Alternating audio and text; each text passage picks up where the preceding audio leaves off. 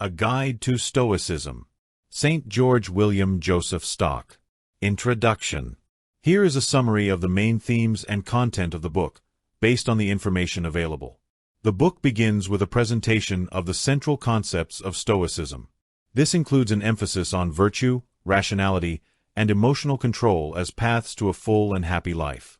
Stock contextualizes Stoicism, tracing its roots from ancient Greece to Rome, and presents the main figures of Stoic philosophy, such as Zeno of Citium, founder, Seneca, Epictetus, and Marcus Aurelius.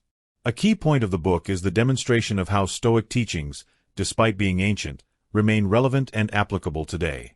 It illustrates how Stoic philosophy can help individuals cope with the challenges of modern life, cultivate resilience, and find serenity. The book is not only an exploration of Stoicism in general, but also delves deeper into St. Paul's perspective and contributions. The book serves as a window into the historical and academic context in which he lived, helping to understand the influences and motivations behind his fascination with Stoicism. Stock discusses the foundations of Stoic philosophy, which are generally divided into three areas. Logic, the study of reason and correct thinking, essential for understanding the world and making accurate judgments. Ethics, the core of Stoicism, dealing with virtuous living, character, and the pursuit of eudaimonia, human flourishing. Emphasizes the importance of living in accordance with nature and reason. Physics, or cosmology, the understanding of the universe and the human being's place in it, including the idea of a universe governed by a divine reason, logos, and the acceptance of that which is beyond our control. The book, in essence, functions as a practical guide to incorporating Stoic principles into everyday life. This includes distinguishing between what is and what is not under our control, one of the Stoic pillars, focusing on what we can change, our opinions, actions, reactions, and accepting what we cannot. Cultivation of virtue, the pursuit of wisdom, courage, justice, and temperance. Emotion management, learning to deal with negative emotions such as anger, fear, and sadness through reason and perspective. Acceptance of reality, confronting the facts of life with serenity and resilience, even in the face of adversity. In short, St. George William Joseph Stock's A Guide to Stoicism is a work that seeks not only to present Stoic philosophy on its historical and theoretical basis, but also to make it accessible and relevant to modern readers, offering insights into how to apply its principles to achieve a more meaningful and peaceful life. Forward. If we strip Stoicism of its paradoxes and its intentional misuse of language, what remains is simply the moral philosophy of Socrates, Plato, and Aristotle, mixed with the physics of Heraclitus. Stoicism was not so much a new doctrine as the form in which ancient Greek philosophy finally presented itself to the world. It owes its popularity in some measure to its extravagance. Much could be said about Stoicism as a religion and about the role it played in the formation of Christianity, but these subjects have been excluded by the plan of this volume, which was to present an outline of Stoic doctrine based on the original authorities. St. George William Joseph Stock.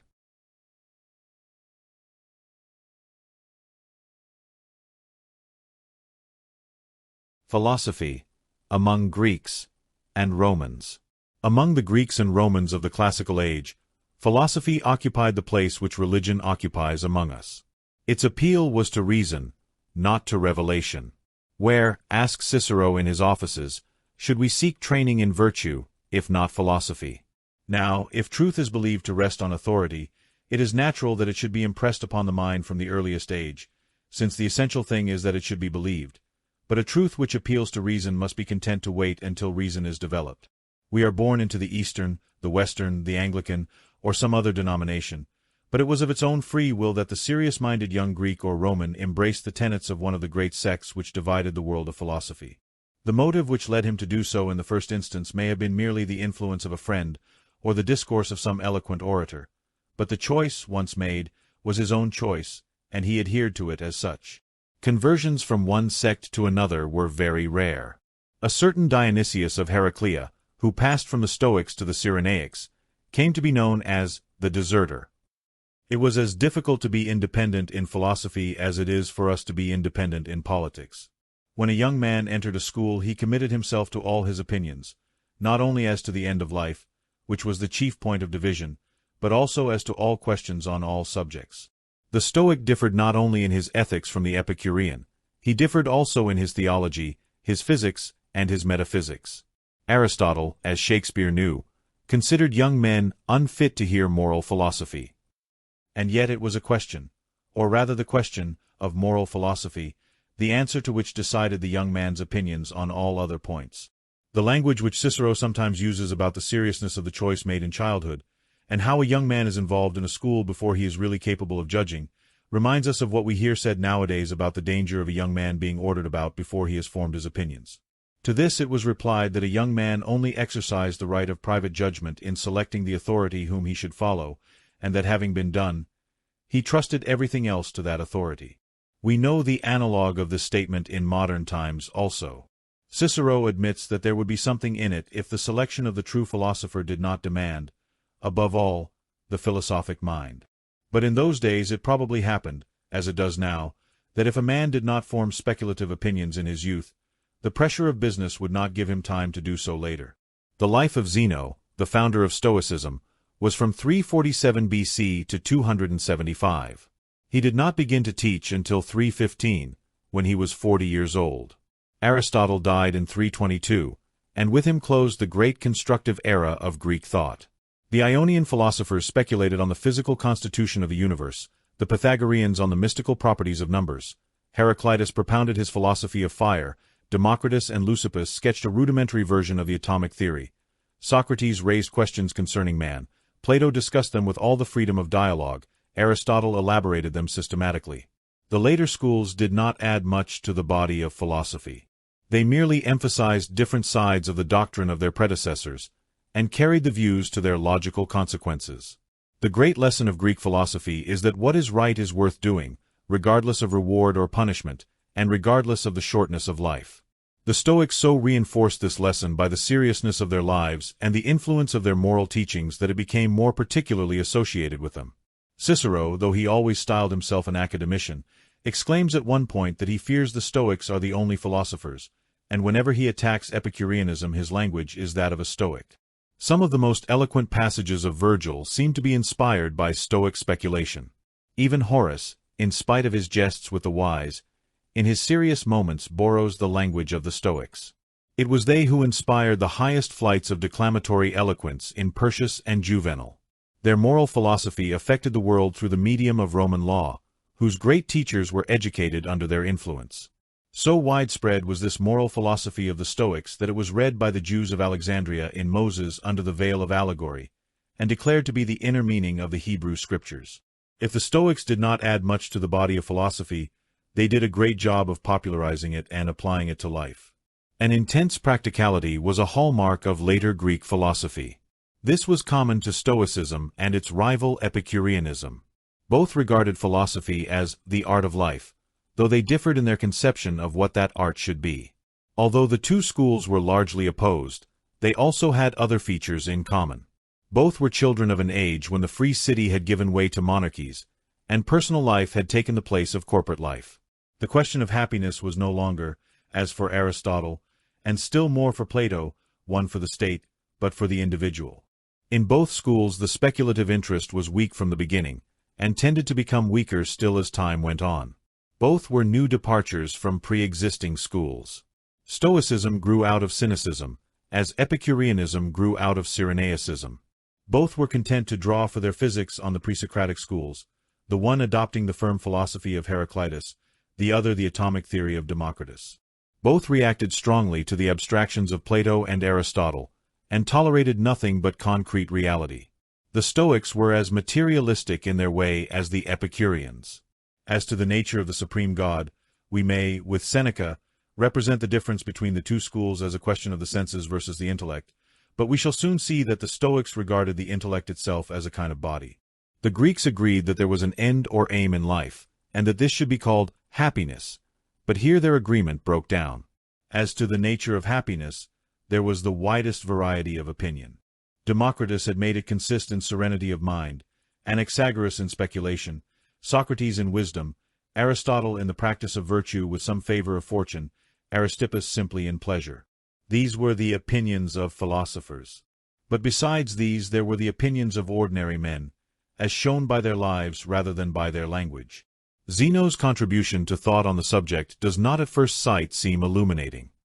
He said that the end was to live consistently, implying, no doubt, that no life except the dispassionate life of reason could ultimately be consistent with itself. Cleanthes, his immediate successor in the school, is credited with having added the words "with nature," thus completing the well-known Stoic formula that the end is to live consistently with nature. The Greeks assumed that the ways of nature were the ways of pleasantness, and that all her ways were peace. This may seem like a surprising assumption to us, but it is because we do not understand the same thing by nature as they do. We associate the term with the origin of a thing. They associated it before with the end. By natural state, we mean a state of savagery. They meant the highest civilization. By the nature of a thing we understand what it is or was. They referred to what it should become under the most favorable conditions. Not the sour crab, but the gentle glory of the Hesperides, worthy of being guarded by a sleepless dragon, was to the Greeks the natural apple. Thus, we find Aristotle arguing that the state is a natural product, because it evolves from social relations that exist by nature. Nature, indeed, was a highly ambiguous term for the Greeks, no less than for us, but in the sense that now concerns us, the nature of anything was defined by the Peripatetics as the end of its becoming. Another definition of theirs puts the matter still more clearly. What each thing is when its growth is complete, that we declare to be the nature of each thing. Following this conception, the Stoics identified a life in conformity with nature with a life in conformity with the highest perfection that man could achieve. Now, since man was essentially a rational animal, his work as man consisted in living the rational life. And the perfection of reason was virtue. Therefore, the ways of nature were none other than the ways of virtue. And so it happened that the Stoic formula could be expressed in many different ways, but all of them amounting to the same thing. The goal was to live the virtuous life, or to live consistently, or to live in accordance with nature, or to live rationally. Division of philosophy. Philosophy was defined by the Stoics as the knowledge of things divine and human. It was divided into three departments: logic, ethics, and physics. This division, indeed, existed before their time, but they recognized it as belonging to other things which they did not create. Nor was it confined to them, but formed part of common thought. Even the Epicureans, who are said to have rejected logic, can hardly be considered dissenters from this threefold division. For what they did was to replace the Stoic logic by a logic of their own, dealing with notions derived from the senses, just as Bacon replaced his Novum Organum by Aristotle's Organon. Cleanthes is said to have recognized 6 parts of philosophy, namely dialectic, rhetoric, ethics, politics, physics, and theology. But these are obviously the result of the subdivision of the principal ones. Of the 3 departments we may say that logic deals with the form and expression of knowledge, physics with the matter of knowledge, and ethics with the use of knowledge. The division may also be justified in this way. Philosophy must study either nature, including the divine nature, or man, and if it studies man, it must consider him from the point of view of the intellect or the feelings, that is, as a thinking being, logic, or as an acting being, ethics. As to the order in which the different departments should be studied, we have preserved the words of Chrysippus in his 4th book of the Lives. In the first place, it seems to me that, as the ancients have well said, there are 3 heads under which the speculations of the philosopher fall: logic, ethics, and physics. Next, that of these logic should come first, ethics second, and physics third, and that of physics the treatment of the gods should come last. Hence also they gave the name of complements to the instruction given on this subject. That this order, however, may yield to expediency is clear from another book on the use of reason, where he says that the student who devotes himself first to logic need not abstain entirely from the other branches of philosophy, but must study them also as occasion offers. Plutarch criticizes Chrysippus with inconsistency, because in response to this statement as to the order of treatment he nevertheless asserts that morality is based on physics. But to this charge it may be justly replied that the order of exposition need not coincide with the order of existence. Metaphysically speaking, morality may depend on physics, and the right conduct of man may be deducible from the structure of the universe, but nevertheless it may be advisable to study physics later. Physics meant the nature of God and the universe. Our nature may be deducible from this, but it is better to know it to begin with, so that it may be well to begin at the tip of the stick we have in our hands. But that Chrysippus taught the logical dependence of morality on physics is clear from his own words. In his 3rd book on the gods he says, "For no other origin of justice or mode of its generation can be found, except in Zeus and the nature of the universe, For whatever we have to say about good and evil must necessarily derive its origin from thence, and again in his physical theses. For there is no more proper way of approaching the subject of good and evil in virtues or happiness than from the nature of all things and the administration of the universe, for it is to these that we must ascribe the treatment of good and evil, since there is no better origin to which we can refer them, and since physical speculation is made solely with a view to the distinction between good and evil. The last words are noteworthy, as showing that even with Chrysippus, who has been called the intellectual founder of Stoicism, the whole emphasis of the Portico philosophy was upon its moral teachings. It was a favorite metaphor of the school to compare philosophy to a fertile vineyard or orchard. Ethics was the good fruit, physics the tall plants, and logic the strong wall. The wall existed only to protect the trees, and the trees only to produce the fruit. Or again, philosophy was compared to an egg, of which ethics was the yolk that contained the chick, physics the white that formed its food, while logic was the hard outer shell. Posidonius, a later member of the school, objected to the metaphor of the vineyard, on the ground that the fruit, the trees, and the wall were all separable, while the parts of philosophy were inseparable. He preferred, therefore, to compare it to a living organism, logic being the bones and sinews, physics the flesh and blood, but ethics the soul. Logic. The Stoics had a tremendous reputation in logic. In this department they were the successors, or rather the supersessors, of Aristotle. For after the death of Theophrastus, the library of the Lyceum is said to have been buried at Sepsis until about a century before Christ, so that the Organon may have been lost to the world during that period. At any rate, under Strato, Theophrastus' successor, who specialized in the natural sciences, the school had lost its scope. Cicero even considers it consonant with dramatic propriety to have Cato accuse the later Peripatetics of ignorance of logic.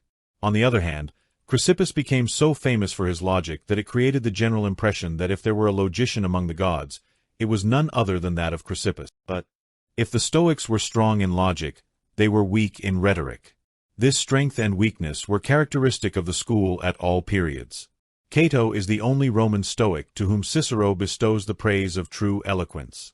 In the last accents of the school, as we hear them in Marcus Aurelius, the imperial sage considers it something to be thankful for in having learned to abstain from rhetoric, poetics, and elegance of diction.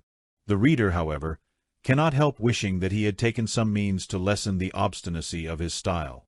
If a lesson were needed on the importance of sacrifice to the graces, it might be found in the fact that the early Stoic writers, in spite of their logical subtlety, all perished, and that their remains are to be sought for the most part in the pages of Cicero. In speaking of logic as one of the three departments of philosophy, we must bear in mind that the term had a much wider meaning than that which we have among us. It included rhetoric, poetics, and grammar, as well as dialectic or logic proper, not to speak of digressions about the senses and the intellect, which we should now call psychology. Logic as a whole is divided into rhetoric and dialectic. Rhetoric was defined as the knowledge of how to speak well in expository discourses, and dialectic as the knowledge of how to argue correctly in questions of question and answer. Both rhetoric and dialectic were considered virtues by the Stoics, for they divided virtue in its most general sense in the same way that they divided philosophy into physics, ethics, and logic. Rhetoric and dialectic were thus the two species of logical virtue. Zeno expressed their difference by comparing rhetoric to the palm of the hand and dialectic to the fist. Instead of lumping poetics and grammar together with rhetoric, the Stoics subdivided dialectic into the part dealing with meaning and the part dealing with sound, or, as Chrysippus expressed it, with signifiers and signifiers.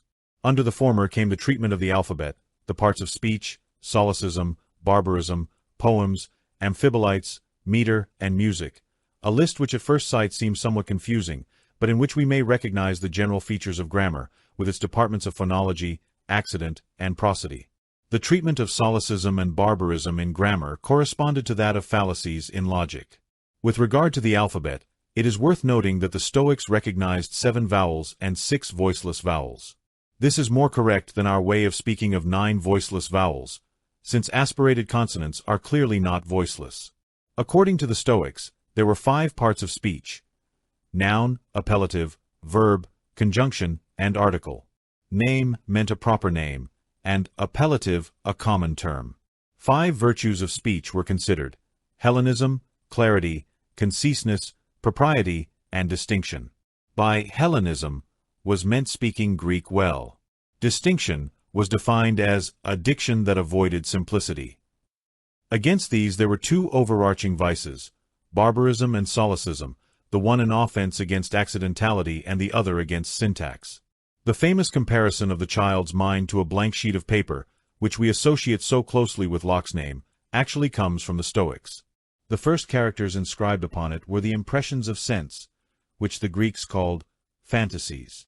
A fantasy was defined by Zeno as an impression on the soul.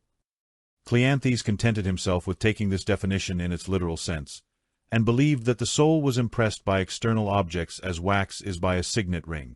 Chrysippus, however, found a difficulty in this, and preferred to interpret the master's statement as meaning an alteration or change in the soul.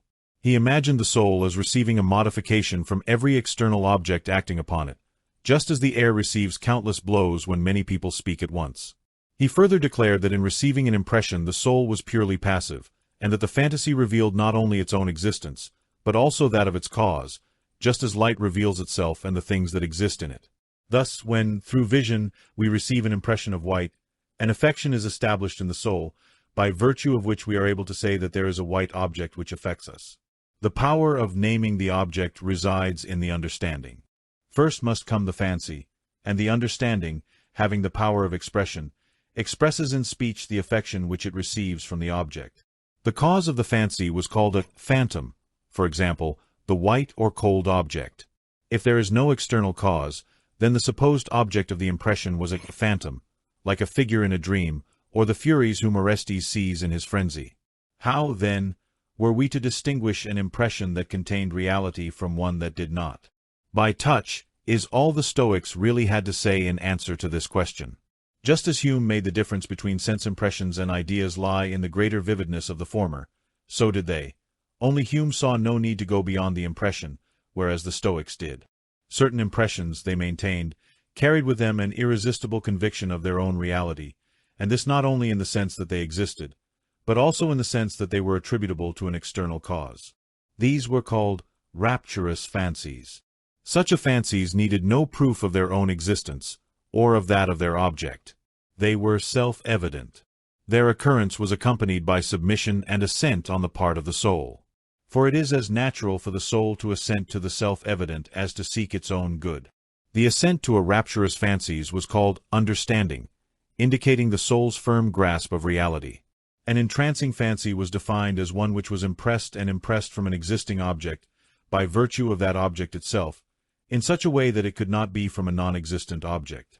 The clause by virtue of that object itself was inserted in the definition to oppose a case like that of the mad Orestes, who takes his sister for a Fury.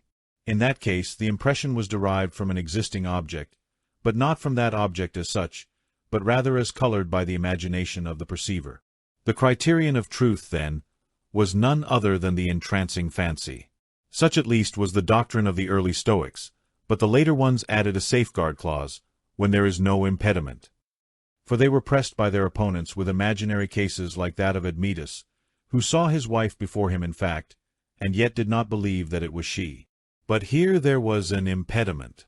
Admetus did not believe that the dead could rise again. Again, Menelaus did not believe in the real Helen when he met her on the island of Pharos. But here again there was an impediment. For Menelaus could not be expected to know that he had been fighting for a phantom for 10 years. When, however, there was no such impediment, then they said that the captivating fantasy truly deserved its name, for it almost grabbed men by the hair. Until now we have used fantasy only for real or imagined sensory impressions. But the term was not restricted in this way by the Stoics, who divided fantasies into sensible and non-sentient. These latter came through understanding and were of incorporeal things that could only be apprehended by reason. Plato's ideas, as they declared, existed only in our minds. Horse, man, and animal had no substantial existence, but were phantoms of the soul. The Stoics were therefore what we would call conceptualists. Understanding was also used in a broader sense than that in which we have employed it hitherto. There was understanding through the senses, such as that of white and black, of rough and smooth, but there was also understanding through reason of demonstrative conclusions, such as that the gods exist and exercise providence. Here we are reminded of Locke's statement, "It is as certain that there is a God as that the opposite angles formed by the intersection of two straight lines are equal." The Stoics, in fact, had great affinities with this thinker, or rather, he with them. The Stoic account of the way in which the mind arrives at its ideas might almost be taken from the first book of Locke's essay. Up to 9 ways are enumerated, of which the first corresponds to simple ideas. By presentation, as objects of sense. By similarity, as Socrates' idea from his image. By analogy, that is, by increase or decrease, as the ideas of giants and pygmies of men, or as the notion of the center of the earth, which is reached by considering smaller spheres. By transposition, like the idea of men with eyes in their chests. By composition, like the idea of a centaur. By opposition, like the idea of death to that of life. By a kind of transition, like the meaning of words and the idea of place. By nature, like the notion of the just and the good. By deprivation, as without hands. The Stoics again resembled Locke in striving to give a definition of knowledge that would encompass both the reports of the senses and the relations between ideas. Knowledge was defined by them as a secure understanding or a habit of accepting fantasies, which was not subject to change by reason. At first glance, these definitions may seem limited to sensory knowledge, but if we look at the broader meanings of understanding and fantasy, we see that the definitions apply, as they should, to the mind's grasp of the force of a demonstration no less than to the existence of a physical object. Zeno, with that touch of Oriental symbolism that characterized him, used to illustrate to his disciples the steps to knowledge through gestures. Displaying his right hand with fingers extended, he would say, "This is a fantasy," then, slightly contracting his fingers, he would say, "This is assent," then, closing his fist, he would say, "This is understanding," and clenching his fist with his left hand, he would add, "This is knowledge." A notion corresponding to our word concept has been defined as a phantom of the understanding of a rational animal. For a notion was only a phantom as it presented itself to a rational mind. In the same way, so many shillings and sovereigns are in themselves only shillings and sovereigns, but when used as passing coin, they become fair. Notions were formed partly by nature, partly by teaching and study. The first kind of notions were called prejudices, the latter were known only by the generic name.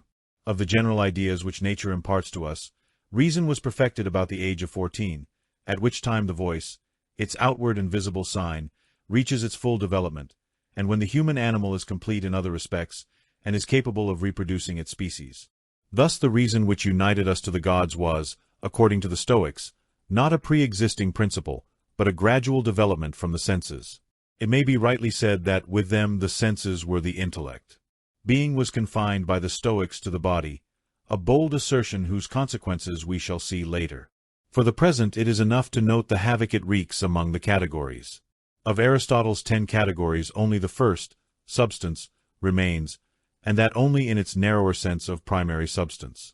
But a substance or body may be considered in 4 ways. First, simply as a body. Second, as a body of a particular kind. Third, as a body in a particular state. Fourth, as a body in a particular relation. Hence result the 4 Stoic categories of substrata thus arranged and thus related. But the incorporeal would not thus be conjured out of existence.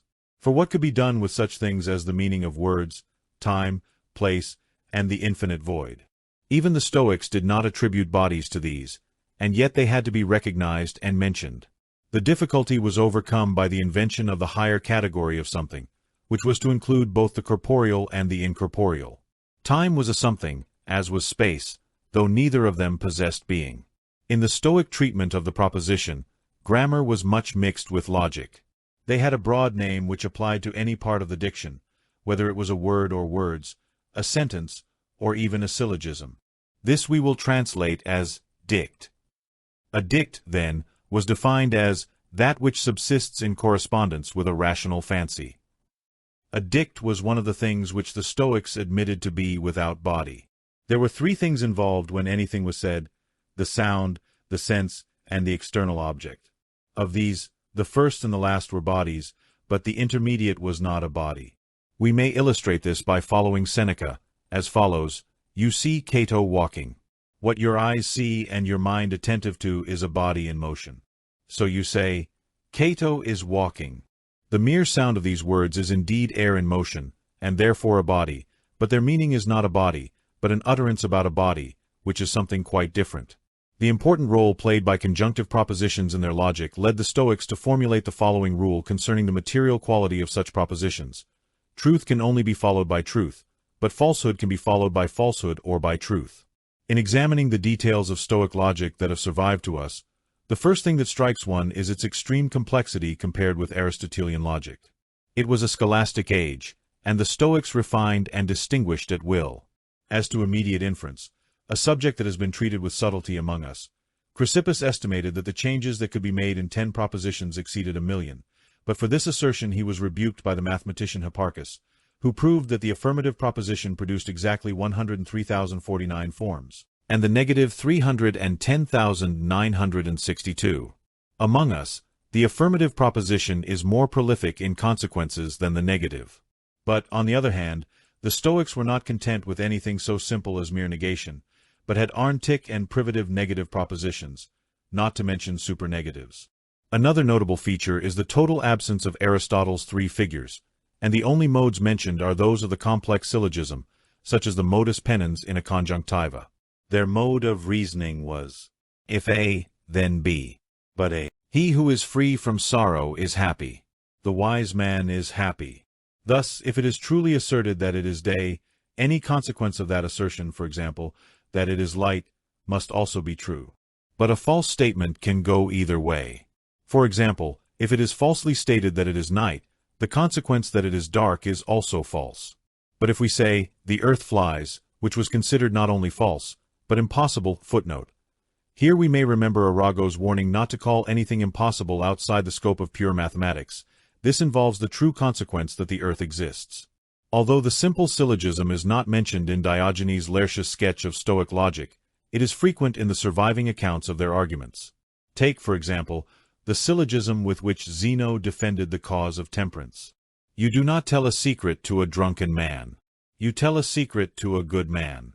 A good man does not get drunk. The chain script, which we mistakenly call sorites, was also a favorite device of the Stoics. If a single syllogism were not sufficient to persuade men to virtue, surely a condensed series should be effective. And thus they demonstrated the sufficiency of wisdom for happiness in this way. The wise man is temperate. The temperate is constant. The constant is undisturbed.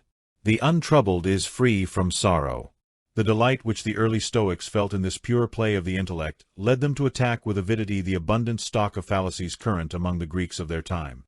These seem, most of them, to have been invented by the Megarians and especially by Eubulides of Miletus, a disciple of Euclides, but they have become associated with the Stoics both by friends and enemies who sometimes praise their subtlety and sometimes ridicule their solemnity in dealing with them. Chrysippus himself did not shy away from proposing sophisms such as the following. Whoever divulges mysteries to the uninitiated commits impiety. The Hierophant revealed the mysteries to the uninitiated. The Hierophant commits impiety. Everything you say passes through your mouth. You say a cart. A cart passes through its mouth. He is said to have written 11 books on the fallacy of nobody. But that which seems to have exercised the greatest part of his ingenuity was the famous liar, the invention of which is attributed to Eubulides. This fallacy, in its simplest form, is this: if you tell the truth that you are you lying or telling the truth? Chrysippus termed it inexplicable. Yet he was far from refusing to discuss it. For we find in the list of his works a treatise in 5 books on the inexplicables, an introduction to the liar and liars for introduction, 6 books on the liar himself, a work directed against those who thought that such propositions were both false and true, another against those who professed to solve the liar by a process of division, 3 books on the solution of the liar, and finally a polemic against those who maintained that the liar had his premises false. It was well for poor Philetas of Cos that he ended his days before Chrysippus was born, though he grew thin and died of the liar, and his epitaph served as a solemn reminder to poets not to meddle with logic. Philetas of Cos am I. It was the liar who made me die, and the bad nights caused by it.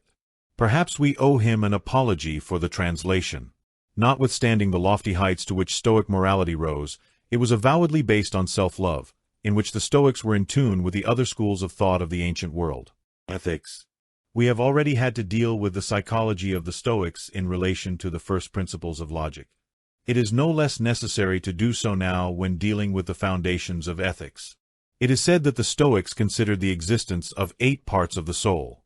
They were the 5 senses, the organ of sound, the intellect, and the reproductive principle.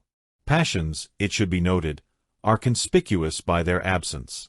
For the Stoic theory was that the passions were simply the intellect in a diseased state due to the perversions of falsehood.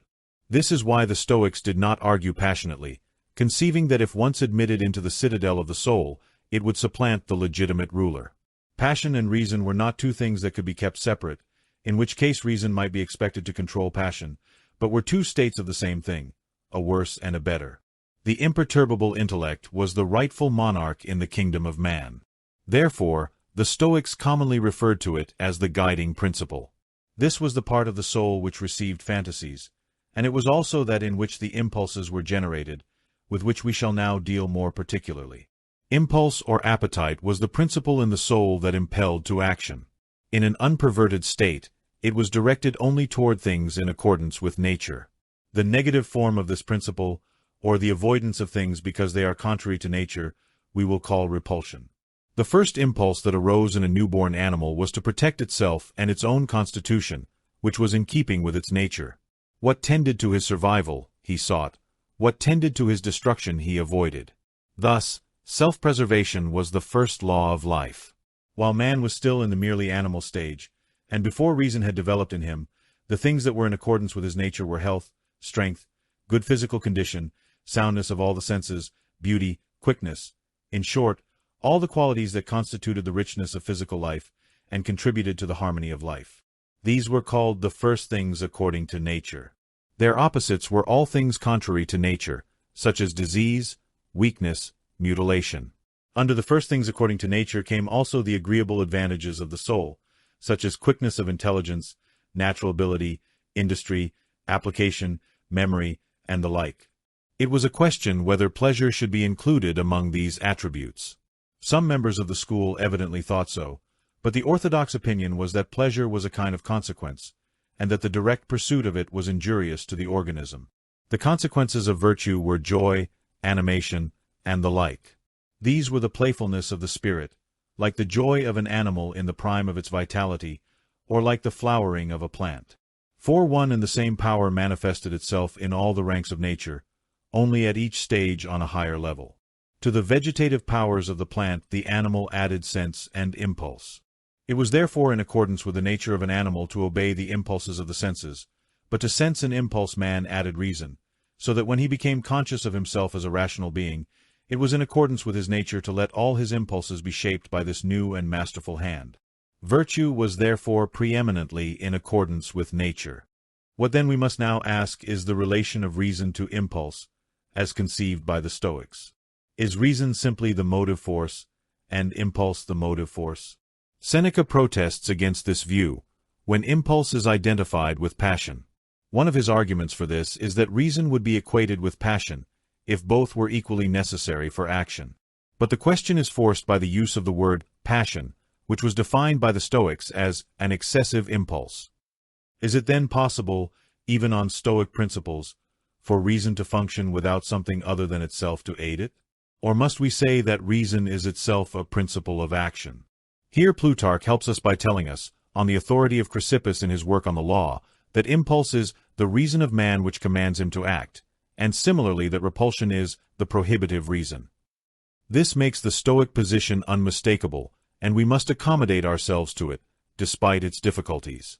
Just as we have seen that reason is not something radically different from the senses, so it now appears that reason is not different from impulse, but rather the perfected form of impulse. Whenever impulse is not identical with reason, at least in a rational being, it is not really impulse but passion. The Stoics, it will be noted, were evolutionists in their psychology. But like many evolutionists today, they did not believe in the origin of mind from matter. In all living beings there already existed what they called seminal reasons, which accounted for the intelligence displayed by both plants and animals. Just as there were 4 cardinal virtues, so there were 4 primary passions. They were delight, sorrow, desire, and fear. All were excited by the presence or prospect of some imagined good or evil.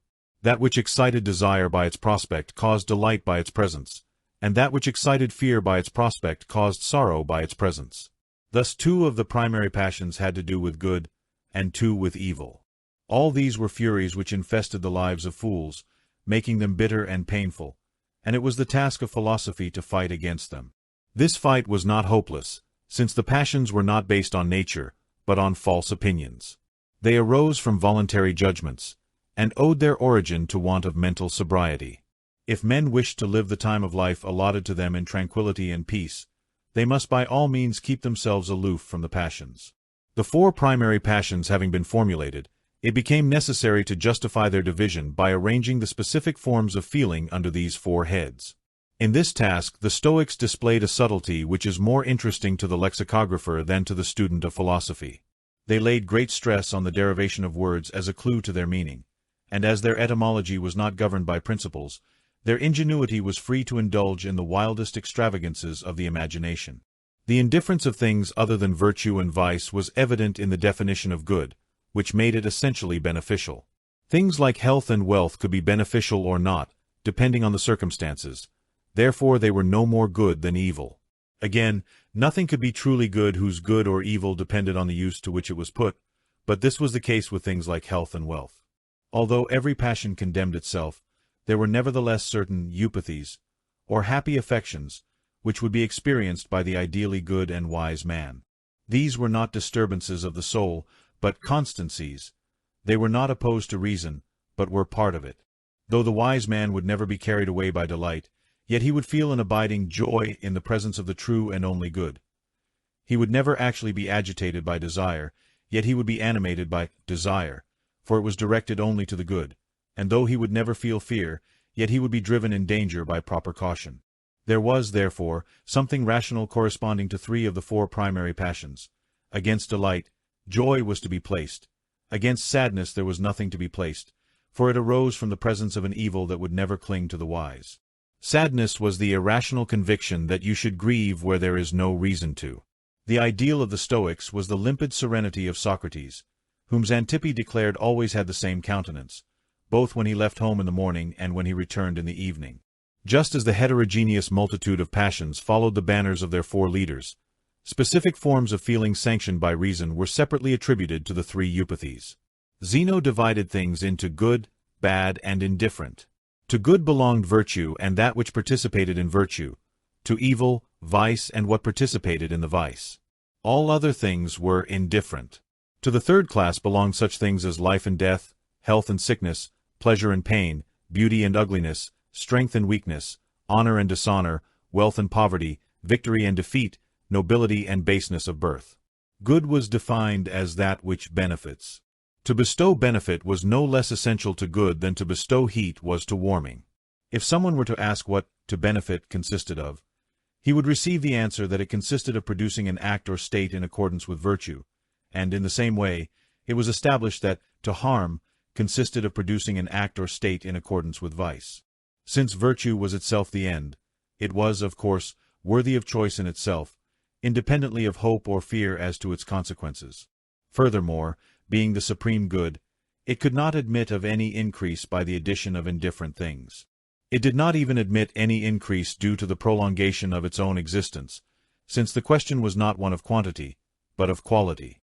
Virtue for an eternity was no more virtue, and therefore no more good, than virtue for a moment.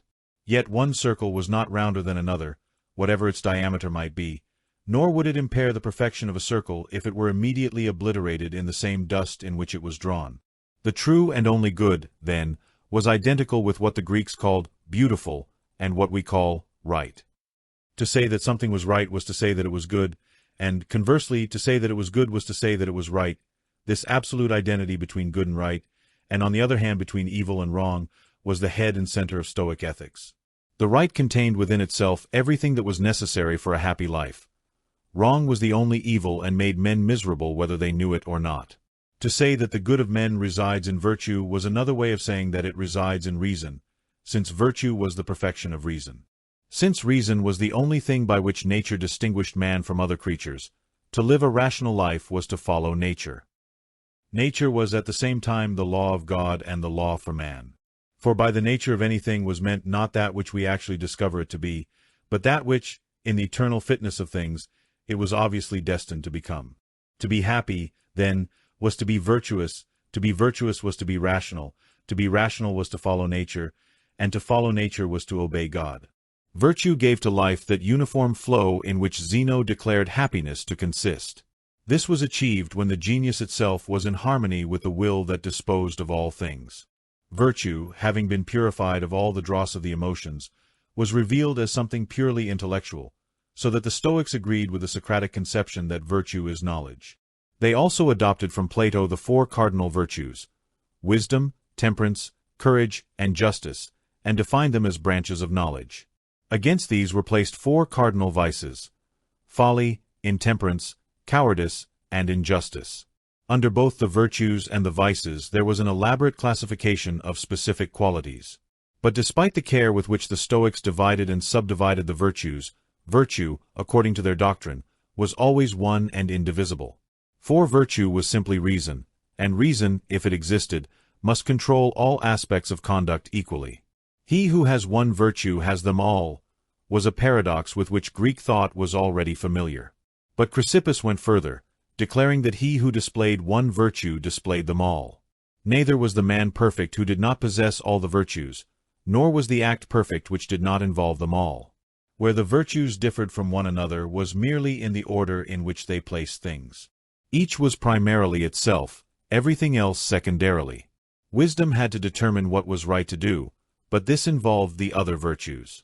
Temperance had to give stability to the impulses, but how could the term temperate be applied to a man who deserted his post through cowardice, or who failed to return a deposit through avarice, which is a form of injustice, or who mismanaged business through rashness, which falls under folly? Courage had to face dangers and difficulties, but it was not courage unless its cause was just. Indeed, one way in which courage was defined was as a virtue that fought for justice. In the same way, justice put first the giving to each man his due, but in doing so it had to include the other virtues. In short, it was the duty of the virtuous man to know and to do what ought to be done, for what ought to be done implied wisdom in choice, courage in perseverance, justice in task, and temperance in adherence to one's convictions. A virtue never acted of itself, but always on the advice of a committee. The converse of this paradox, that he who has one vice has all the vices, was a conclusion which the Stoics did not hesitate to draw. One might lose part of one's Corinthian merchandise and still keep the rest, but to lose one virtue, if virtue can be lost, was to lose everything along with it. We now encounter the first paradox of Stoicism, and we can discern its origin in the identification of virtue with pure reason. In presenting the novelties in Zeno's teaching, Cicero mentions that, while his predecessors had recognized the virtues as due to nature and habit, he made everything dependent on reason. A natural consequence of this was the reassertion of the position which Plato held or wished to hold, namely, that virtue can be taught. But the part played by nature in virtue cannot be ignored. It was not in Zeno's power to alter the facts. All he could do was to legislate on the names. And this he did vigorously. Nothing should be called virtue which was not of the nature of reason and knowledge, but it must still be admitted that nature provided the starting points for the four cardinal virtues, for the discovery of one's own impulses, for right resistances, and for harmonious distributions. From things good and bad we now turn to things indifferent. Up to this point, Stoic doctrine has been severe and uncompromising. We must now look at it from a different angle and see how it has tried to accommodate common sense. By indifferent things we mean those which do not necessarily contribute to virtue, for example, health, wealth, strength, and honor. It is possible to have all these and not be virtuous, but it is also possible to be virtuous without them. But we must now learn that, although these things are neither good nor bad, and therefore not matters for choice or avoidance, they are far from being indifferent in the sense of neither arousing impulse nor repulsion. There are things, indeed, which are indifferent in this latter sense, such as whether you extend your finger one way or the other, whether you stoop to pick up a straw or not, whether the number of hairs on your head is odd or even. But things of this kind are exceptional. Most things, apart from virtue and vice, arouse in us either impulse or repulsion. It must be understood, then, that there are two senses of the word indifferent. First, neither good nor bad. Second, neither an impulse to awaken nor a repulsion. Among the things indifferent in the first sense, some were in accordance with nature, some were contrary to nature, and some were neither. Health, strength, and soundness of the senses were in accordance with nature. Sickness, weakness, and mutilation were contrary to nature. But such things as the fallibility of the soul and the vulnerability of the body were neither in accordance with nature nor contrary to nature, but were merely nature. All things that were in accordance with nature had value, and all things that were contrary to nature had what we must call disvalue. In the highest sense of the term value, that is, that of absolute worth or merit, indifferent things had no value at all. But still one could attribute to them what Antipater expressed by the term selective value, or what he expressed by his barbaric privative, disselective disvalue. If a thing had a selective value, you took it rather than its opposite, assuming that circumstances permitted, for example, health rather than sickness, wealth rather than poverty, life rather than death. Therefore, such things were called takeable and their opposites untakeable. Things that had a high degree of value were called preferred. Those that had a high degree of disvalue were called rejected. Those who did not possess a considerable degree of either were neither preferred nor rejected. Zeno, from whom these names originated, justified their use in really indifferent things by claiming that a court preference could not be granted to the king himself, but only to his ministers. The preferred and rejected things could belong to the mind, the body, or property. Among the things preferred, in the case of the mind, were natural ability, art, moral progress, and the like, while their opposites were rejected. In the case of the body, life, health, strength, good condition, completeness, and beauty were preferred, while death, disease, weakness, bad condition, mutilation, and ugliness were rejected. Among things external to the soul and body, wealth, reputation, and nobility were preferred, while poverty, ill reputation, and low birth were rejected. In this way, all worldly and marketable goods, after having been solemnly refused, by the Stoics at the front door, were smuggled in through a sort of merchant's entrance under the name of indifferent things. We must now see how they had, as it were, two moral codes, one for the wise and one for the world at large. Only the wise could act correctly, but other people could practice the proprieties. Anyone could honor his parents, but only the wise man did so as a result of wisdom, because he alone possessed the art of life, whose peculiar work it was to do whatever was done as a result of the best disposition. All the acts of the wise man were perfect properties, which were called righteousness. All the acts of all other men were sins or wrongdoings. At best, they could only be intermediate properties. The term property, therefore, is generic. But, as often happens, the generic term has been determined in usage to a specific meaning, so that intermediate acts are commonly called properties as opposed to righteousness. Examples of righteousness are demonstrating wisdom and dealing justly. Examples of intermediate properties or acts are getting married, participating in an embassy, and dialectic. The word duty is often used to translate the Greek term which we translate property. Any translation is but a choice of evils, since we have no real equivalent for the term. It was applicable not only to human conduct, but also to the behavior of the lower animals, and even to the growth of plants. Now, apart from a mania for generalization, we could hardly think of the stern daughter of the voice of God in connection with an amoeba responding successfully to a stimulus. Yet the creature, in its incipient way, exhibits a vague analogy with duty. The term in question was first used by Zeno, and was explained by him, according to its etymology, as meaning that which one has come to do, so that in this sense, condition of being would be the most appropriate translation. The sphere of property was limited to things indifferent, so that there were properties common to the wise and the foolish. It was a question of accepting those things which were in accordance with nature, and rejecting those which were not. Even the property of living or dying was determined, not by reference to virtue or vice, but to the preponderance or deficiency of things in accordance with nature. Thus it might be proper for the wise man, in spite of his happiness, to withdraw from life of his own accord, and for the fool, in spite of his misery, to remain in it. Life being in itself indifferent, the whole question was one of expediency. Wisdom might induce her to abandon life, if occasion seemed to demand it. Let us now pass to another example of accommodation. According to the high Stoic doctrine, there was no middle course between virtue and vice. All men, indeed, received from nature the starting points of virtue, but until perfection was attained they remained under the doom of vice. It was, to use an illustration of the poet-philosopher Cleanthes, as if nature had begun an iambic line and left men to complete it. Until this was done, they must wear the fool's cap. The Peripatetics, on the other hand, recognized an intermediate state between virtue and vice, to which they gave the name of progress and proficiency. But the Stoics, for practical purposes, had to accept this lower level so completely that the word proficiency came to be used as if it were of Stoic origin. Seneca is fond of contrasting the wise man with the proficient. The wise man is like a man in perfect health. But the proficient is like a man recovering from a serious illness, to whom a reduction of the paroxysm is equivalent to health, and who is always in danger of a relapse. It is the function of philosophy to provide for the wants of these weaker brethren. The proficient is still called a fool, but it is pointed out that he is a very different kind of fool from the rest.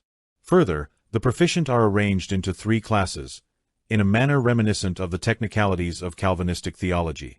First, there are those who are near to wisdom, but, however near the gate of heaven, are still on the wrong side of it. According to some doctors, these were already safe from apostasy, differing from the wise only in that they had not yet perceived that they had attained knowledge. Other authorities, however, refused to admit this, and considered the first class as exempt only from diseases of the soul, but not from passing attacks of passion. Thus the Stoics differed among themselves as to the doctrine of final security. The second class consisted of those who had laid aside the worst diseases and passions of the soul, but might at any moment relapse into them. The third class were those who had escaped one mental disease, but not another, who had conquered lust, let us say, but not ambition, who disregarded death, but feared pain. This third class, adds Seneca, is by no means to be despised. From these concessions to the weakness of humanity, we now pass to the Stoic paradoxes, where we shall see their doctrine in all its rigor. It is perhaps these same paradoxes that account for the perplexing fascination with which Stoicism affected the mind of antiquity, just as obscurity in a poet may prove a surer passport to fame than more strictly poetic merits. The root of Stoicism being a paradox, it is not surprising that its outgrowth should be so too. To say that virtue is the highest good is a proposition to which every aspirant to the spiritual life must assent with his lips, even if he has not yet learned to believe it in his heart. But alter it to virtue is the only good, and by that slight change it becomes at once the teeming mother of paradoxes. By paradox is meant that which runs counter to general opinion. Now it is true that men have considered, do consider, and, we may safely add, will consider as good things which are not virtue. But if we admit this initial paradox, many others will follow, as, for example, that virtue is sufficient of itself for happiness. The fifth book of Cicero's Tusculan Disputations is an eloquent defense of this thesis, in which the orator combats the suggestion that a good man is not happy when he is being tamed on the wheel. Another glaring paradox of the Stoics is that all faults are equal. They base their argument on a mathematical conception of rightness. An angle must either be right or not, a line must either be straight or crooked, therefore an act must either be right or wrong. There is no middle ground between the two, and there are no degrees of either. To sin is to cross the line. Once that has been done, it makes no difference to the offense how far you go. Trespassing on any property is forbidden. This doctrine was advocated by the Stoics because of its morally stimulating effect, demonstrating the heinousness of sin. Horace presents the judgment of the world by saying that common sense and morality, to say nothing of utility, revolt against it. Here are some other examples of the Stoic paradoxes. Every fool is mad. Only the wise are free, and every fool is a slave. Only the wise are rich. Good men are always happy, and bad men always miserable. All goods are equal. No man is wiser or happier than another. But could not one man whom we ask be wiser or happier than another? That may be so, the Stoics would reply. But the man who is only 1 furlong from Canopus is as far from Canopus as the man who is 100 furlongs away, and the puppy 8 days old is still as blind as the day of his birth. Nor can a man who is near the surface of the sea breathe any more than if he were 500 feet deep. It is only fair for the Stoics to add that paradoxes were the order of the day in Greece, though they far surpassed other schools in their production. Socrates himself was the father of paradox. Epicurus maintained as firmly as any Stoic that no wise man is unhappy, and, if he is not contradicted, went so far as to declare that the wise man, if placed on the bull of Phalaris, he would exclaim, "How delightful! How little I care about it!" It is against common sense to draw a rigid and unequivocal distinction between good and evil. Yet this is what the Stoics did. They insisted on effecting here and now that separation between sheep and goats, which Christ postponed until the day of judgment. Unfortunately, in practice it turned out that they were all goats, so the division was merely formal. The good man of the Stoics was known as the wise man or the serious man, the latter name being inherited from the Peripatetics. We used to hear it said among us that a person became serious when he devoted himself to religion. Another nickname the Stoics had for the wise man was the urbane man, while the fool, in contrast, was called the boor. Rudeness was defined as inexperience with the customs and laws of the state. By the state they did not mean Athens or Sparta, as would have been the case in earlier times, but the society of all rational beings in which the Stoics spiritualized the state.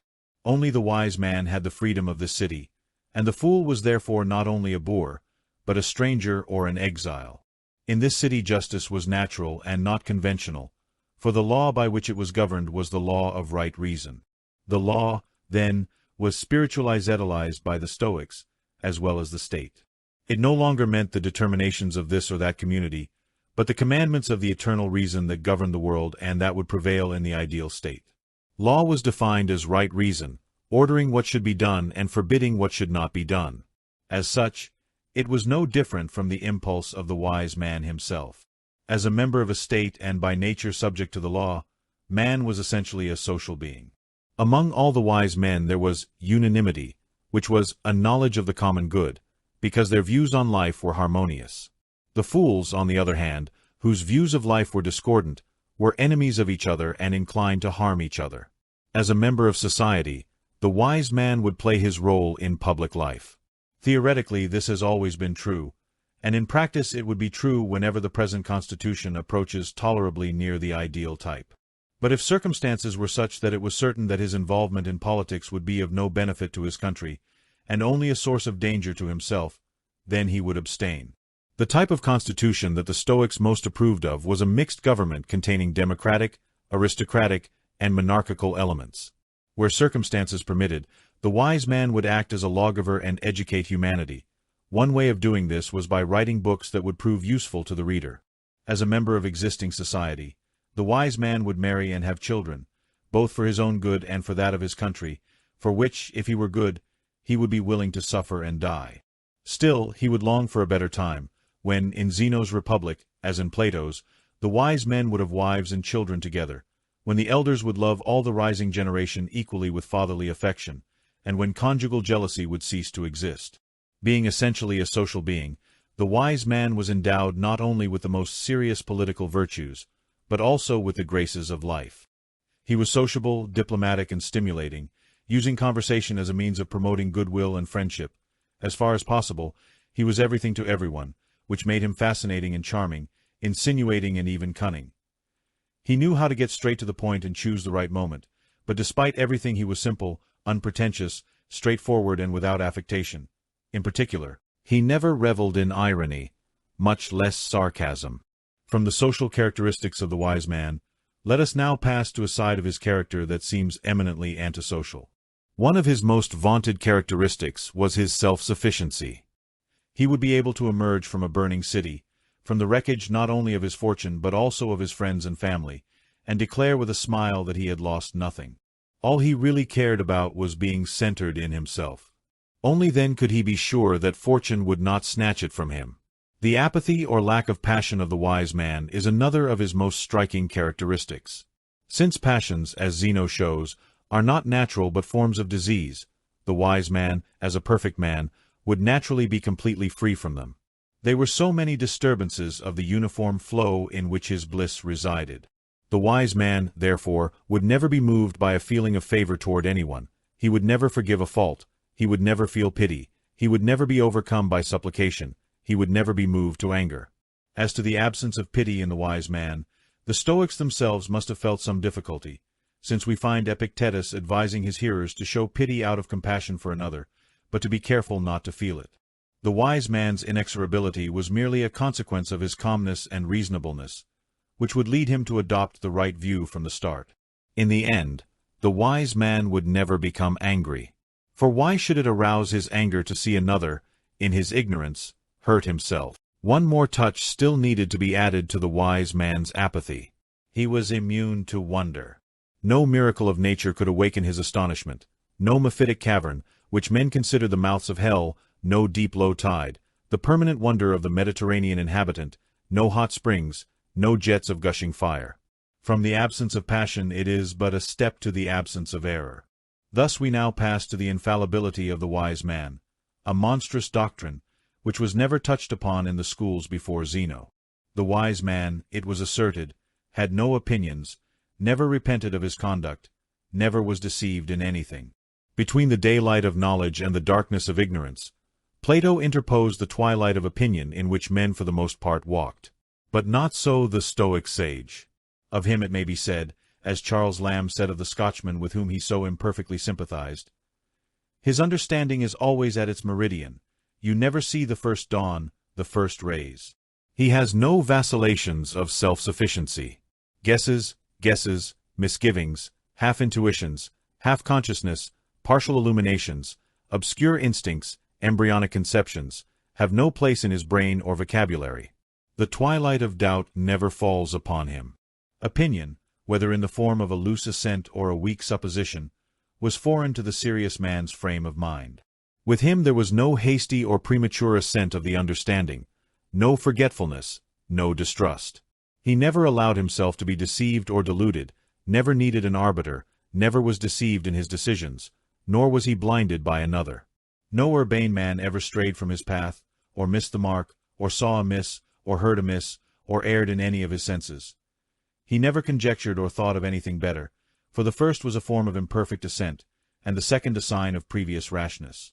There was in him no change, no retraction, no stumbling. These things were for those whose dogmas could change. After this, it is almost superfluous for us to be sure that the wise man never got drunk. Drunkenness, as Zeno pointed out, involved babbling, and of this the wise man would never be guilty. However, he did not entirely shun banquets. Indeed, the Stoics recognized a virtue under the name of conviviality, which consisted in proper conduct. It was said of Chrysippus that his demeanor was always calm, even if his gait was unsteady, so much so that his housekeeper declared that only his legs were drunk. There was jesting even within the school on the subject of the infallibility of the wise man. Aristo of Chios, though he differed on other matters, remained faithful to the dogma on which the wise man had never expressed an opinion. Whereupon Perseus played a trick on him. He made one of the twin brothers deposit a sum of money with him, and the other call to claim it. The success of the prank, however, only served to establish that Aristo was not the wise man, an admission which each of the Stoics seems to have been willing enough to make on his own, since the responsibilities of the position were so exhausting. There still remains one striking characteristic of the wise man, the most striking of all, and the most important from an ethical point of view. It was his innocence or harmlessness. He would do no harm to others, and should not be harmed by them. For the Stoics believed, like Socrates, that it was not permitted by divine law for a better man to be harmed by a worse. The wise man could no more be harmed than the light of the sun. He was in our world, but not of it. There was no possibility of harm to him except in his own will, and that he could not be touched. And as the wise man was beyond harm, so he was beyond insult. Men might dishonor themselves by their insolent attitude toward his gentle majesty, but it was not in their power to dishonor him. Just as the Stoics had their analogue to the principle of final security, so they had their analogue to that of sudden conversion.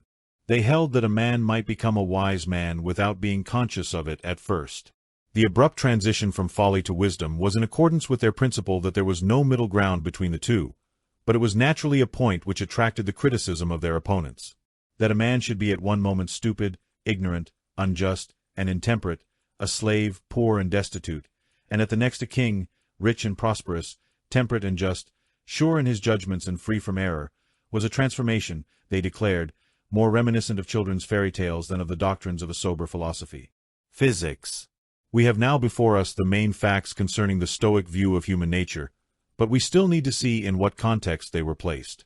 What was the Stoic view of the universe? The answer to this question is furnished by their physics. According to the Stoics, there were two first principles of all things, the active and the passive.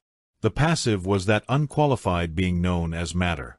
The active was the logos, or reason contained in it, which is God.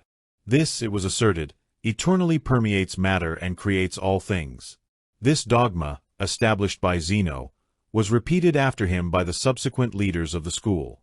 There were, then, two first principles, but there were not two causes of things.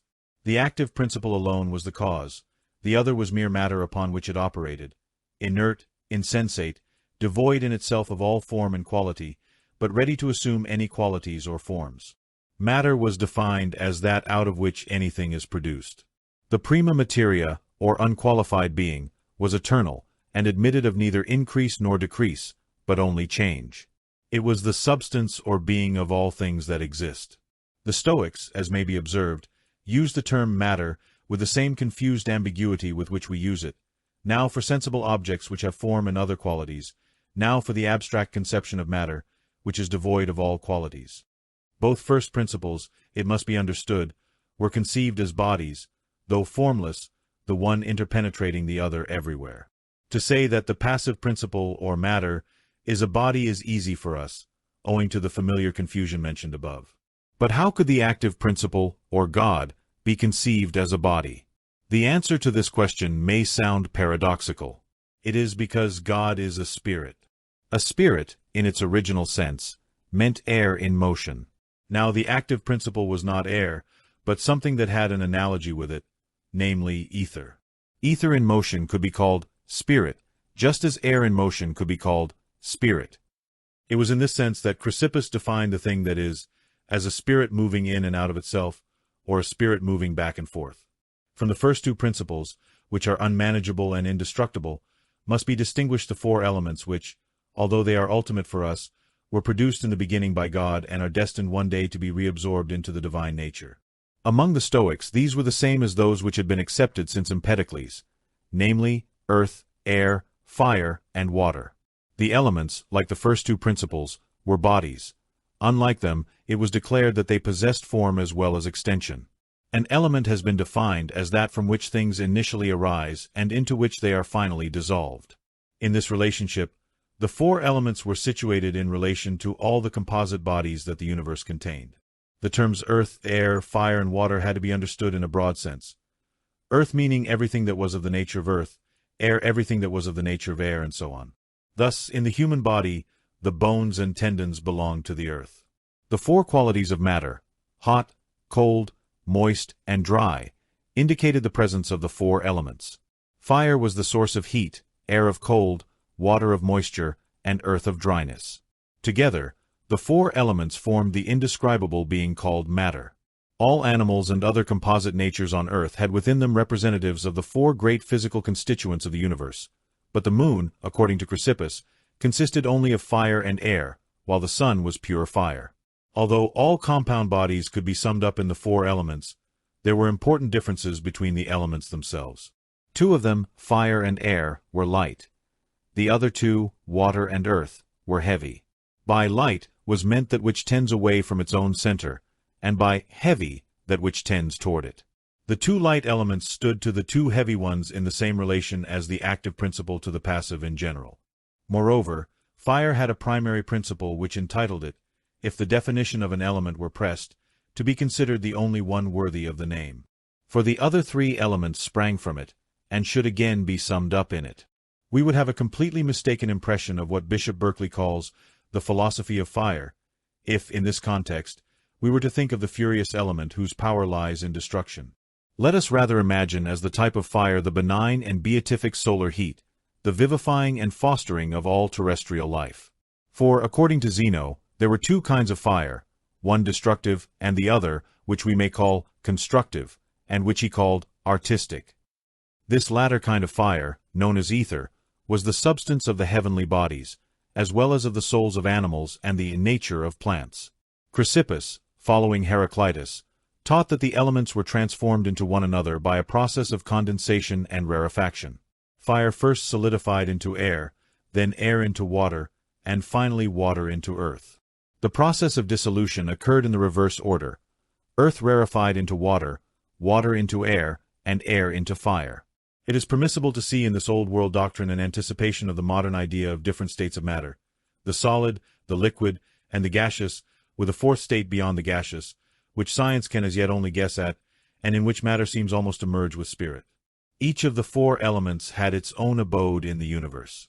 The outermost of all was the ethereal fire, which was divided into two spheres.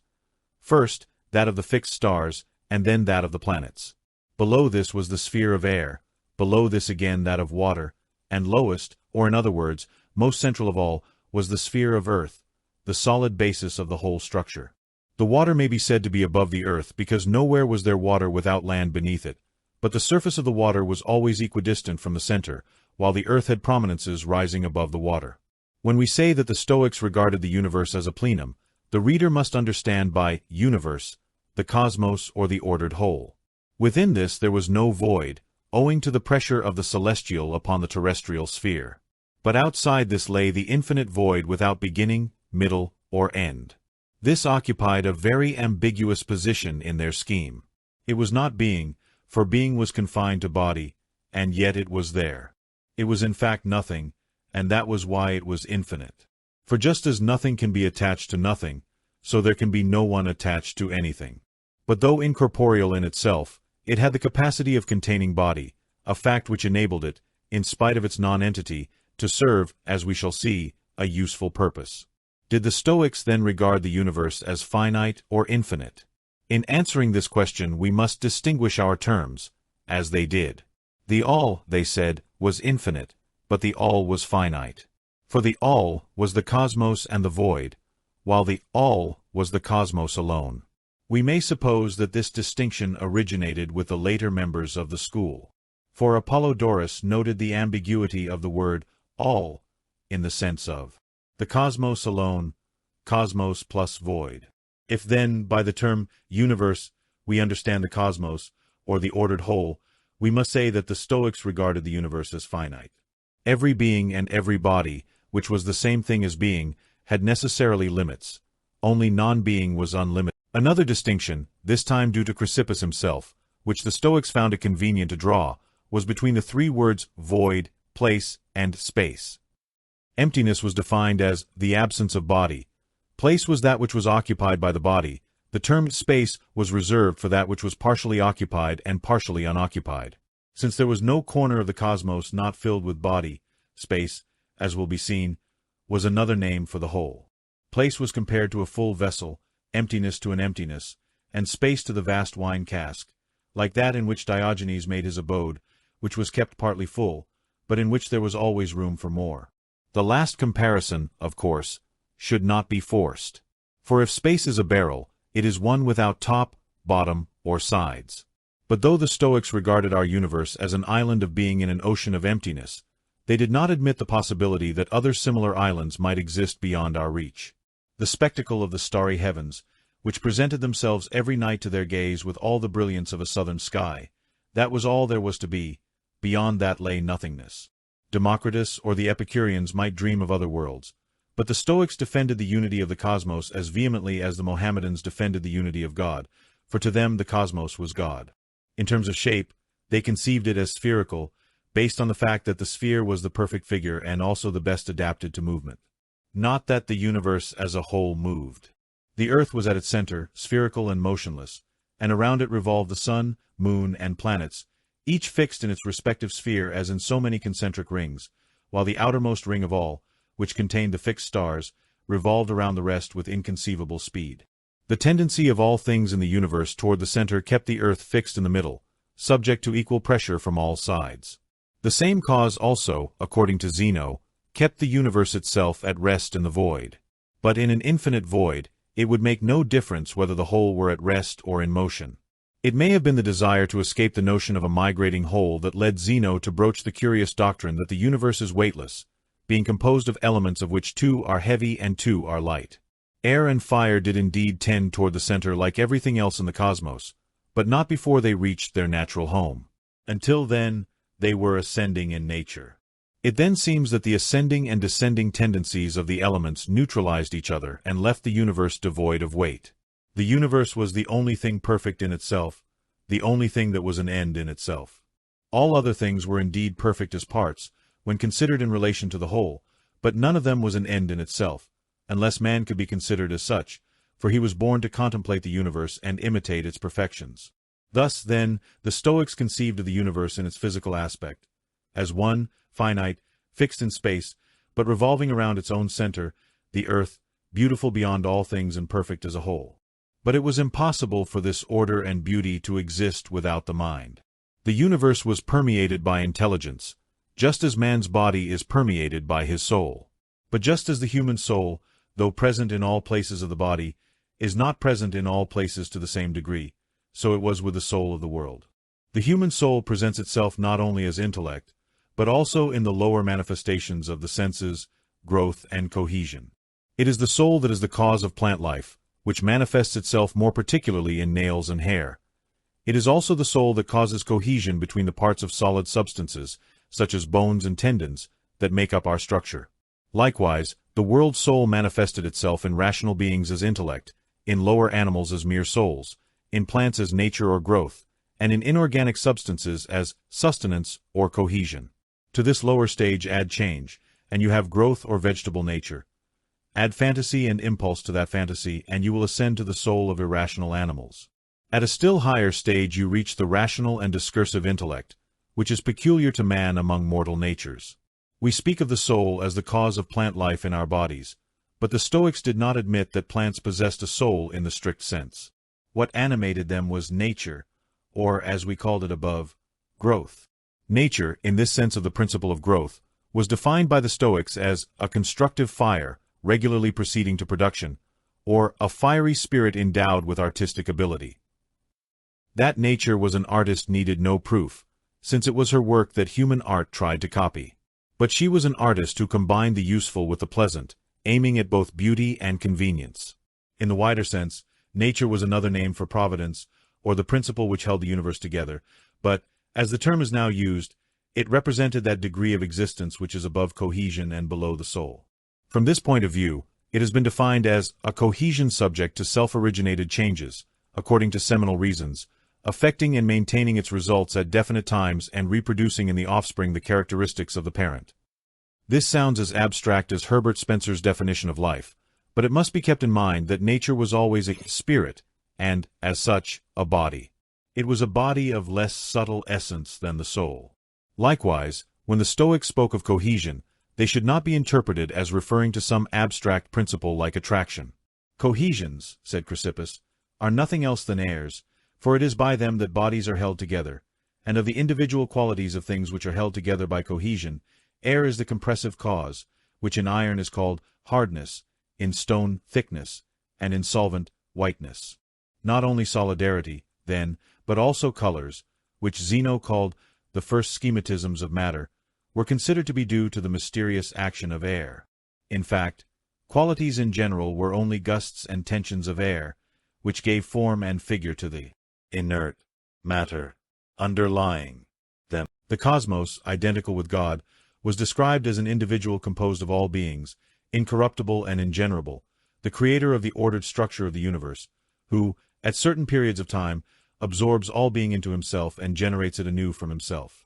Thus the cosmos, on its outer side, was doomed to perish, and the mode of its destruction would be by fire, a doctrine that has perished in world belief to this day. What would bring about this consummation would be the soul of the universe becoming too large for its body, which it would eventually swallow up completely.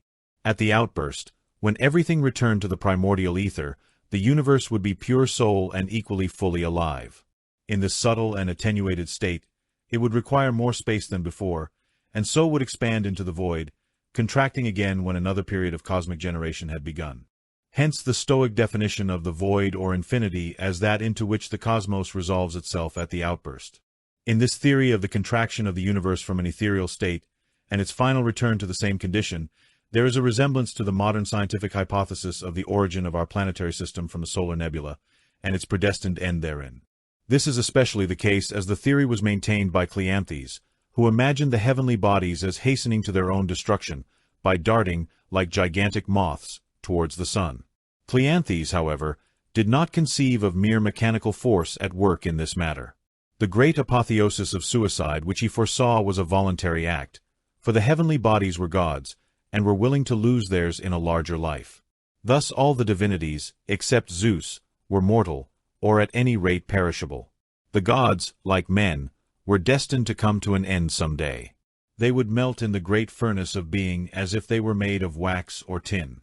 Zeus would then be left alone with his own thoughts, or, as the Stoics sometimes said, Zeus would have recourse to providence. For by providence they understood the guiding principle or mind of the whole, and by Zeus, as distinct from providence, that mind together with the cosmos, which was to it as a body. In the efflorescence the two would merge into one in the one substance of the ether.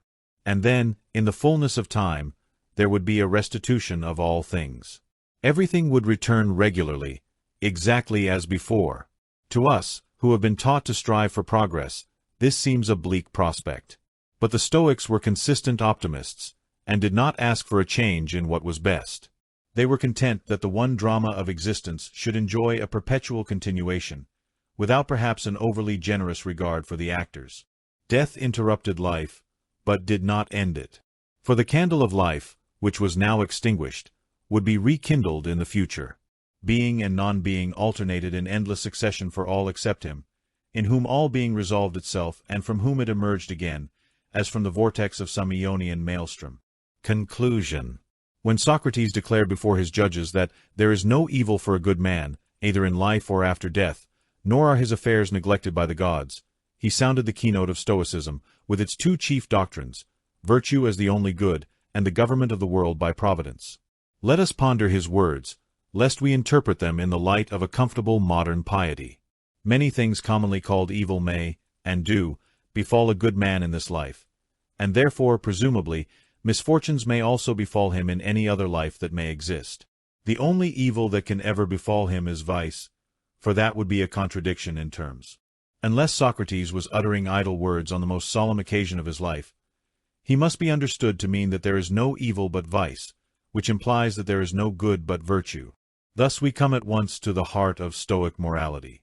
To the question why, if there is a providence, so many evils befall good men, Seneca answers without hesitation, no evil can befall a good man, opposites do not mix. God has removed all evil from the good, for he has removed from them crimes and sins, evil thoughts and selfish designs, blind lust and greedy avarice. He has taken good care of them, but he cannot be expected to take care of their luggage. They relieve him of that care by being indifferent to it. This is the only way in which the doctrine of divine providence can be maintained consistently with the facts of life. Again, when Socrates, on the same occasion, expressed his belief that it was not permitted by divine law that a better man should be injured by a worse, he was implicitly stating the Stoic position. Neither Meletus nor Anytus could harm him, though they might kill him, banish him, or deprive him of his rights. This passage from the Apology, in abridged form, is adopted by Epictetus as one of the watchwords of Stoicism. There is nothing more distinctive in Socrates than the doctrine that virtue is knowledge. Here too the Stoics followed him, ignoring all that Aristotle had done in showing the role played by the emotions and the will in virtue. Reason was for them a principle of action. For Aristotle, it was a principle that guided action, but the driving force had to come from elsewhere. Socrates must even be held responsible for the Stoic paradox of the madness of all ordinary people. The Stoics did not owe much to the Peripatetics. There was too much balance in Aristotle's mastermind for its limited intensity. Their recognition of the value of the passions was to them a defense of disease and moderation. Their admission of other elements besides virtue in the conception of happiness seemed to them a betrayal of the citadel. To say, as he did, that the exercise of virtue was the supreme good had no merit in his eyes, unless it were added to the confession that there was nothing beyond it. The Stoics tried to treat man as a being of pure reason. The Peripatetics did not close their eyes to its mixed nature and argued that the good of such a being must also be mixed, containing within itself elements that refer to the body and its environment.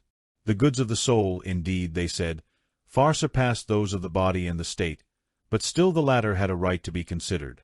Although the Stoics were religious to the point of superstition, they did not invoke the terrors of theology to reinforce the lesson of virtue. Plato does this even in his own work, whose stated aim is to prove the intrinsic superiority of justice over injustice. But Chrysippus protested against Plato's procedure at this point, declaring that talk of punishment by the gods was mere phantasm. Indeed, by the Stoics, no less than by the Epicureans, the fear of the gods was discarded from philosophy. The Epicurean gods took no part in the affairs of men. The Stoic god was incapable. The The absence of any appeal to rewards and punishments was a natural consequence of the central principle of Stoic morality. Virtue is in itself the most desirable of all things. Another corollary which flows with equal directness from the same principle is that it is better to be than to seem virtuous. Those who are sincerely convinced that happiness is found in wealth, pleasure, or power prefer the reality to the appearance of these goods. The same must happen to one who is sincerely convinced that happiness resides in virtue. Despite the lack of feeling of which the Stoics boasted, it is true that the humanity of their system constitutes one of its most just claims to our admiration. They were the first to fully recognize the value of man as man. They announced the reign of peace which we still await. They proclaimed to the world the fatherhood of God and the brotherhood of men. They were convinced of the solidarity of mankind, and laid down that the interest of one must be subordinate to that of all. The word philanthropist, though not unheard of before their time, was singled out by them as the name of a virtue among virtues. Aristotle's ideal state, like Plato's republic, is still a Hellenic city. Zeno was the first to dream of a republic embracing all mankind. In Plato's republic, all material goods are contemptuously thrown to the lower classes, and all mental and spiritual goods are reserved for the higher classes. In Aristotle's ideal, the greater part of the population is a mere condition, not an integral part of the state. Aristotle's callous acceptance of the existing fact of slavery blinded his eyes to the wider perspective, which was already beginning to be adopted in his own day. His theories of the natural slave and the natural nobility of the Greeks are mere attempts to justify the practice. In the Ethics there is indeed a recognition of the rights of man, but it is tenuous and reluctant.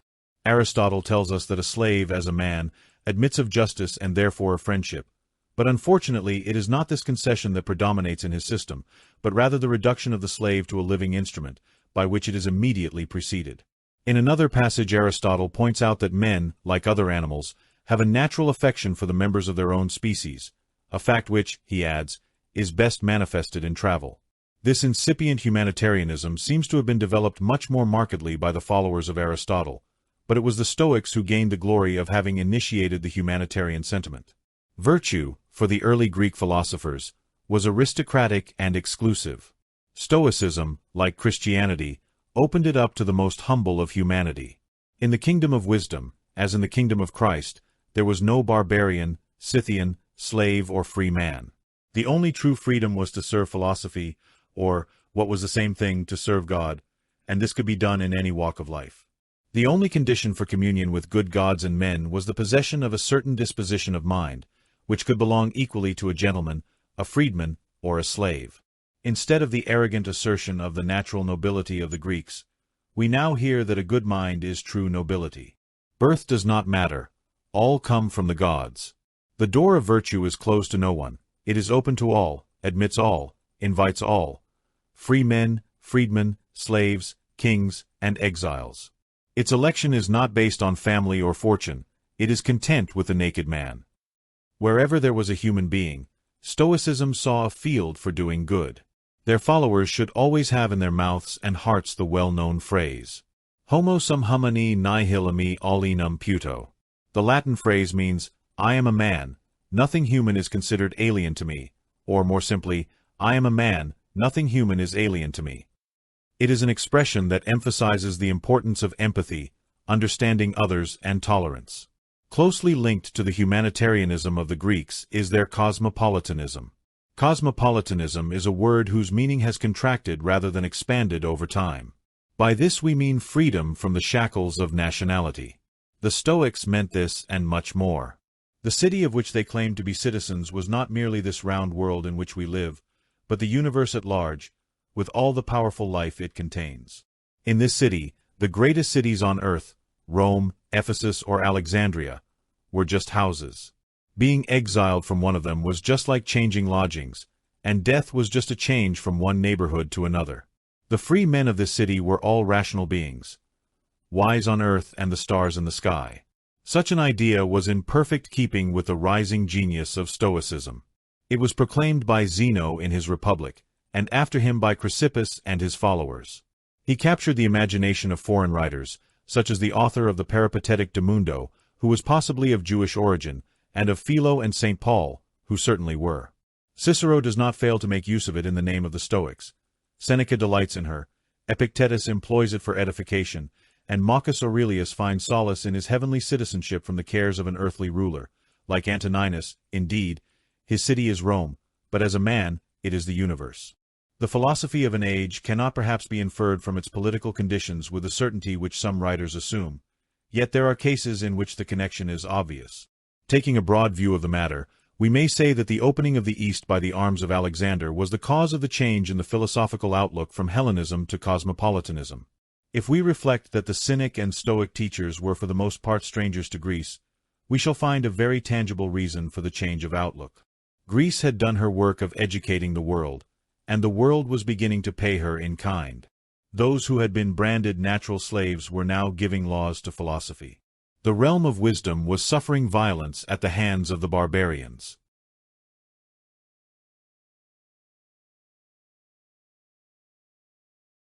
We have reached the end of this audiobook. The Virtual Books Publishing team thanks for your visit. If you liked our channel, please subscribe and share. Thank you.